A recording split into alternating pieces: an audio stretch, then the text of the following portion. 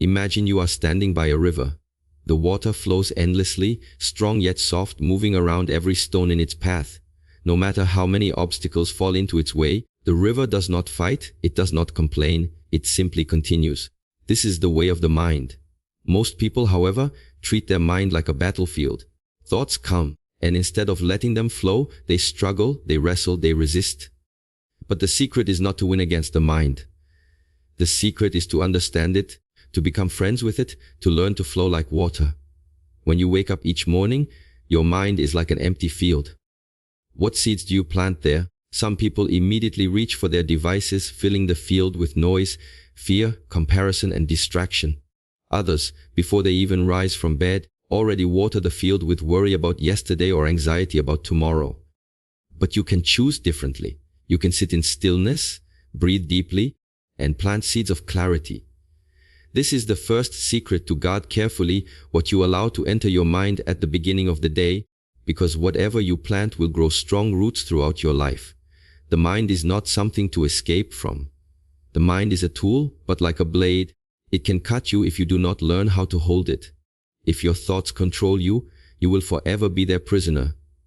If you control your thoughts, then your mind becomes your servant, your ally, your greatest weapon.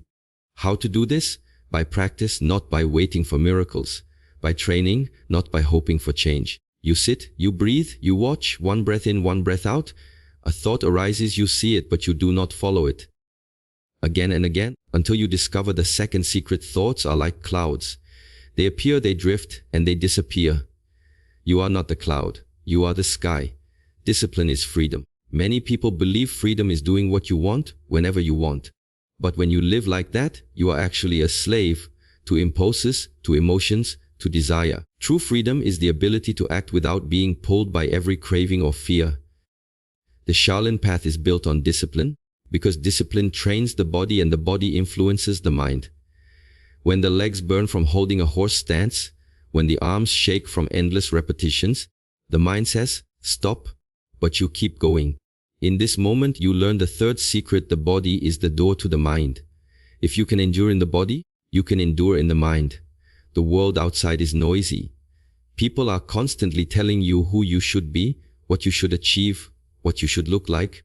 If you are not careful, you will live someone else's life. The practice of mastering the mind means withdrawing from that noise and returning inward. It is like walking into a cave with a torch, seeing the walls clearly, and discovering what has always been hidden inside. You will find pain, you will find old wounds, but you will also find strength and wisdom that was buried beneath layers of distraction. This is the fourth secret. Silence is not emptiness. Silence is full, silence is medicine, silence is the teacher. Do not expect the journey to be quick. Bamboo spends years growing roots underground before it shoots into the sky. The same is true with your mind. You may not see results immediately, but every breath, every moment of discipline, every act of awareness is building a foundation. And one day, suddenly, you notice that what used to disturb you no longer has the same power. What used to control you no longer commands your attention. This is the fruit of patience. The fifth secret. Mastery comes not from rushing, but from persistence. Your mind is like a temple. You decide who enters. You decide what is worshipped there. Do you allow fear and anger to walk in freely, or do you stand at the gate and protect your peace? Every day you must choose. No one else can guard the temple for you. The Shaolin path is not about escaping life, but about entering it fully with a mind that is steady, clear, and unshakable. So the river flows, the clouds drift, the bamboo rises, and the temple stands. All of them are teachers, all of them are reminders. The mind can be your greatest enemy, but if you train it, it becomes your greatest ally. When the sun rises, something subtle yet powerful happens. A new cycle begins, and with it the chance to reset not only the body but also the mind. Most people underestimate this moment. They believe the morning is simply the start of another day, no different from the one before. But if you look deeper, you realize the first hour after waking holds the blueprint for everything that follows. Your state of mind in those early minutes is like soft clay. It will harden into whatever shape you give it. This is why the beginning of the day is the most important moment to guard. Imagine you wake up and immediately reach for your phone. In the first few seconds, You allow other people's opinions, news, noise, and distractions to flood your mind. You are no longer the gardener of your inner field. You are letting strangers throw weeds and stones into it. By the time you step out of your home, your mind is already restless. Compare this with someone who rises, sits in stillness, breathes deeply, and reflects for a few moments before beginning their tasks. That person is not carried by the current of chaos. Instead, they build a calm river to direct the flow of the day. The contrast is not small. It is the difference between a mind that reacts and a mind that creates. The first thoughts in the morning are like the opening lines of a story. If those lines are written with worry, fear, or anger, then the story that unfolds is full of struggle. If they are written with clarity and strength, the story that follows has direction and meaning.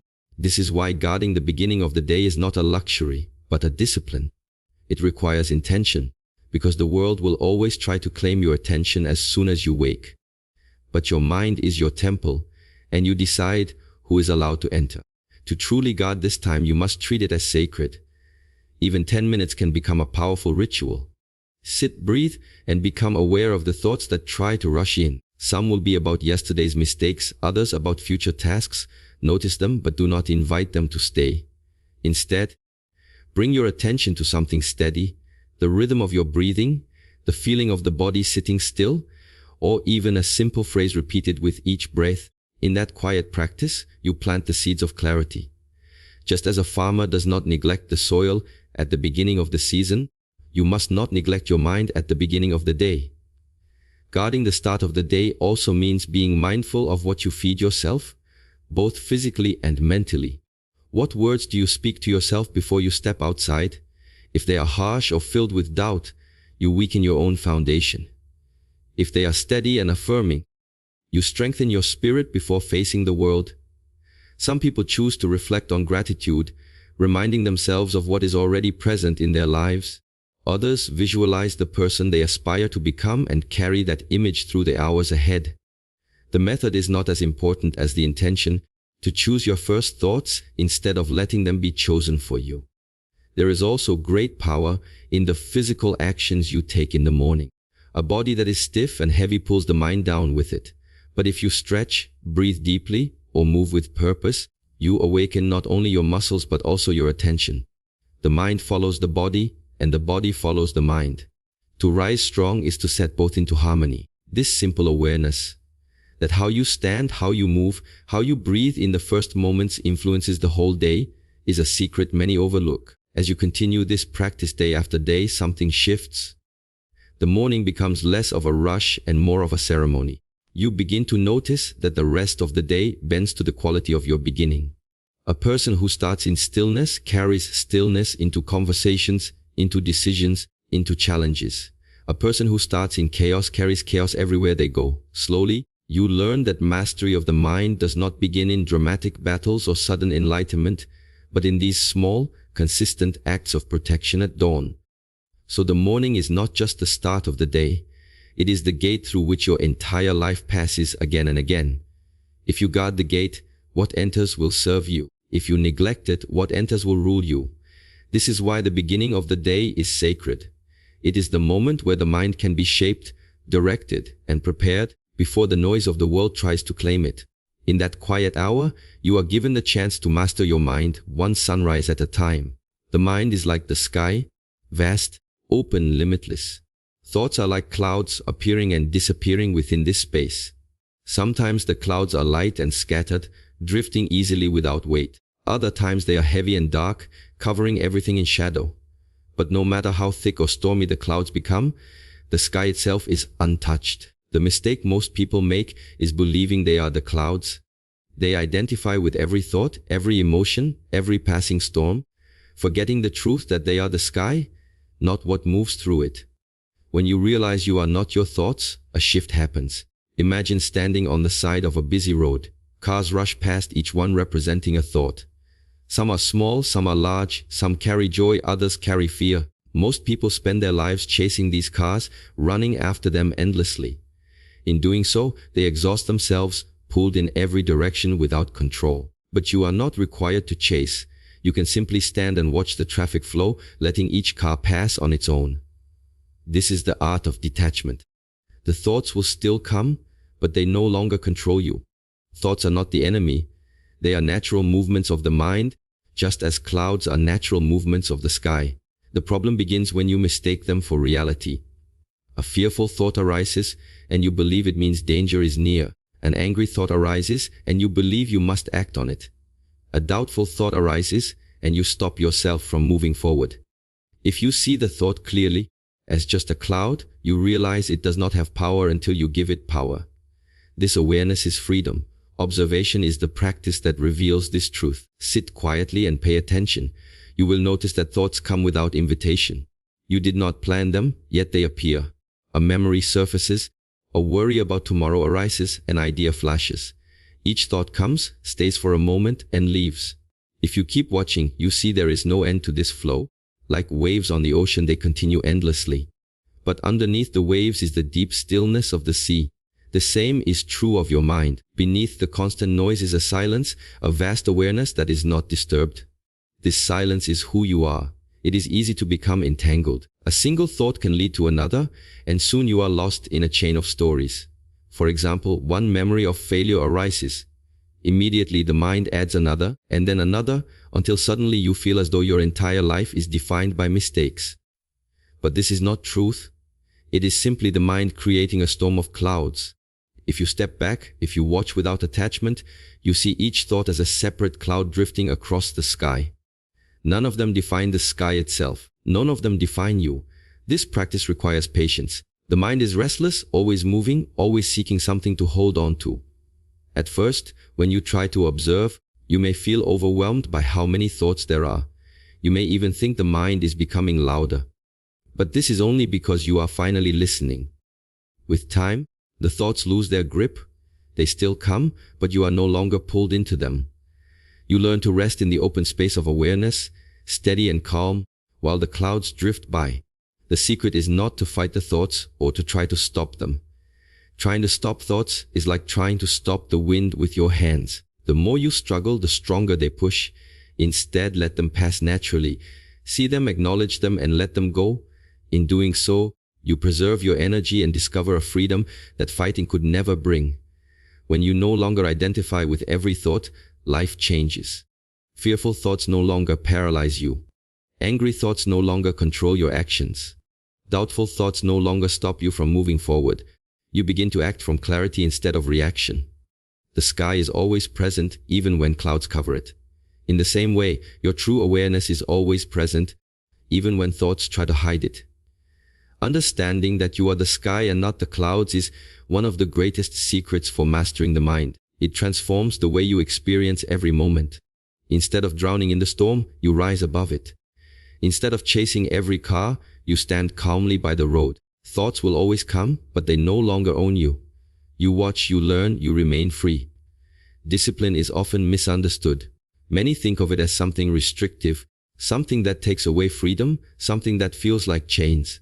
But in reality, discipline is the very thing that creates freedom. Without discipline, you are pulled in every direction by cravings, emotions, and impulses. You want to wake up early, but you stay in bed. You want to eat clean, but you give in to unhealthy choices. You want to focus, but every distraction captures your attention. In such a state, you are not free. You are a servant to whatever thought or feeling arises. Discipline is the path that reverses this. It teaches you that freedom comes when you are no longer ruled by impulses, but by clarity. One of the oldest lessons from Shaolin practice is that the body is the doorway to the mind. The two are not separate.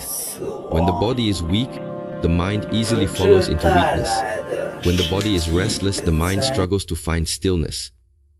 But when the body is trained with discipline, the mind learns endurance, stability, and strength.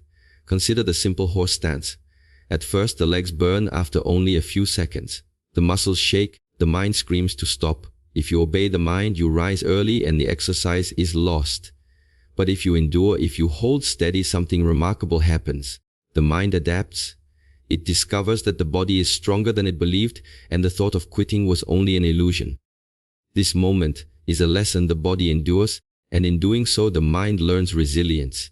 Discipline begins with small actions repeated consistently. waking up at the same time, practicing movement daily, sitting in meditation even when you do not feel like it. Each act is a statement, I am in control, not my impulses. Over time, these small acts build a fortress of strength. You no longer need to negotiate with yourself every morning about whether to train or not, whether to practice or not. The decision has already been made. The discipline carries you forward. This consistency removes the burden of constant choice, freeing energy for higher pursuits. The paradox is that what feels hard in the moment creates ease in the long run. Without discipline, every day feels heavy. You must fight with yourself about every action, every decision. With discipline, life becomes lighter because your path is clear. You know what must be done and you do it. The struggle shifts from indecision to execution, and execution strengthens you rather than weakens you. This is why discipline is not punishment but liberation. In training, the discomfort of the body is often the teacher of the mind. When you hold a stance, repeat a form, or push through exhaustion, you meet resistance. That resistance is not the enemy, it is the gatekeeper. Each time you pass through it, the mind becomes sharper. You learn that thoughts like, I cannot, I am too tired, or this is too much, are only clouds passing through. The body can do more than the mind believes, and the mind becomes stronger each time it witnesses this truth. Beyond the training hall, discipline shapes every area of life.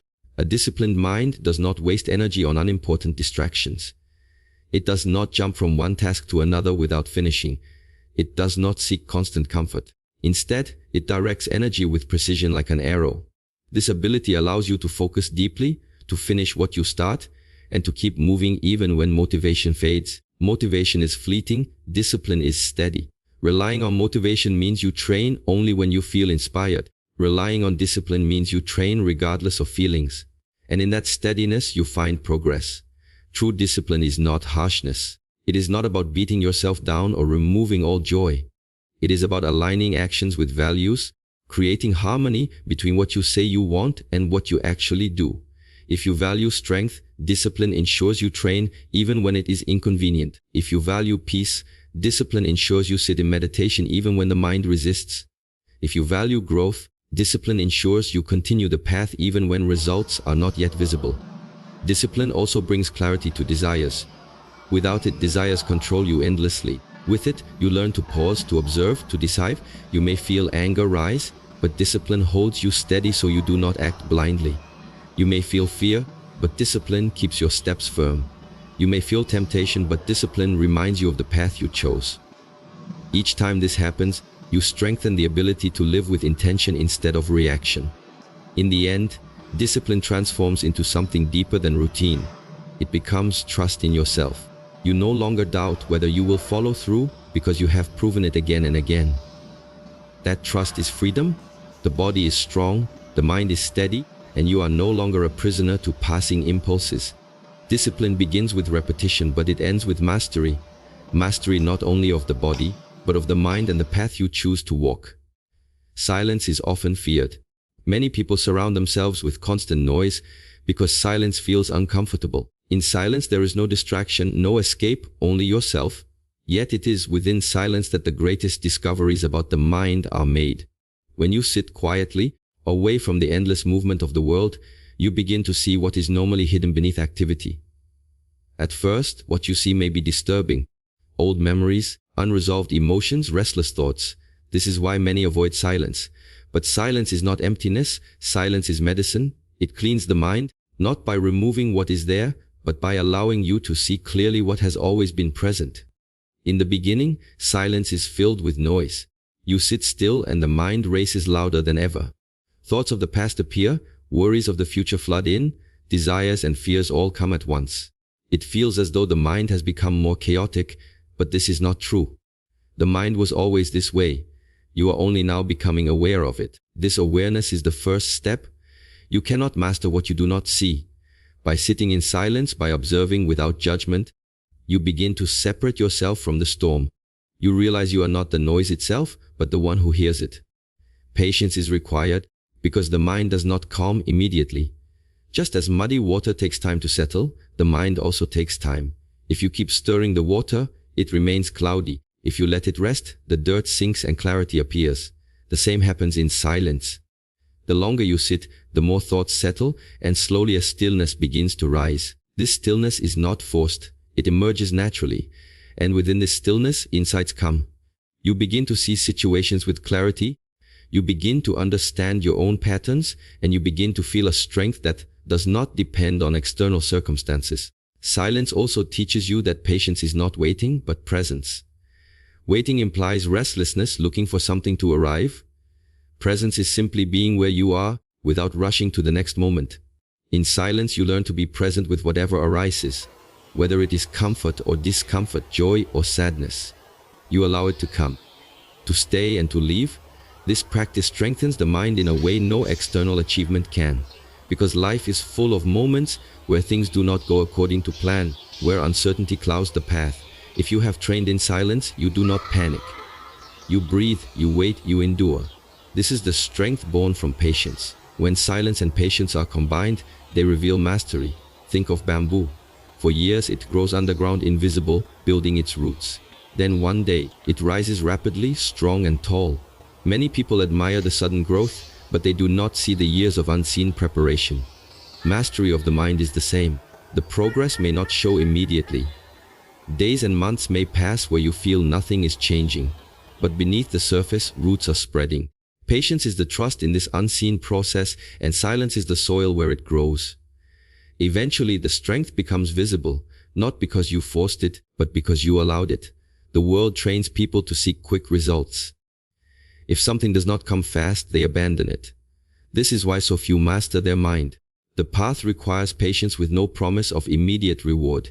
It requires sitting in silence even when nothing seems to happen. But those who endure discover something extraordinary. The mind begins to obey not by force but by habit. Distractions lose their power, emotions lose their grip, and you become steady like a mountain. This steadiness cannot be shaken by praise or criticism, by gain or loss, by joy or sorrow. It is the fruit of silence and patience. There is also a deeper lesson. In silence, you realize that much of what you chase outside cannot compare to the peace within. Noise promises excitement but often leaves emptiness. Silence may feel empty at first, but in time it reveals fullness. The fullness of simply being, without need for constant doing. This fullness becomes your anchor. While others are carried away by the storms of life, you remain grounded. Patience in silence is not passive, it is active training. Each moment you resist the urge to escape, you strengthen the muscle of awareness. Each time you allow discomfort without fleeing, you sharpen resilience.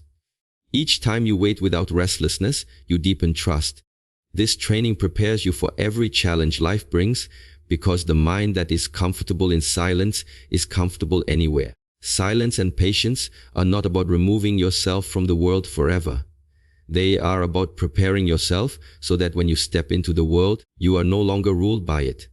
You carry within you a stillness that cannot be disturbed, a patience that cannot be broken. From this place, your actions are no longer reactions. They are deliberate, clear, and powerful. This is how silence and patience lead to mastery of the mind. The path of mastering the mind is not hidden in distant places, nor locked behind impossible doors. It is here, in the way you begin your day with intention, in the way you recognize thoughts as passing clouds, in the way discipline shapes both body and spirit, and in the way silence and patience uncover the stillness within. Each of these secrets is simple, yet their power lies in practice. The river flows, the bamboo grows, the sky remains untouched, and the temple stands because they follow their nature without distraction. In the same way, when you live with awareness, discipline, and presence, your mind no longer becomes your master, it becomes your ally, and through it, you discover true freedom.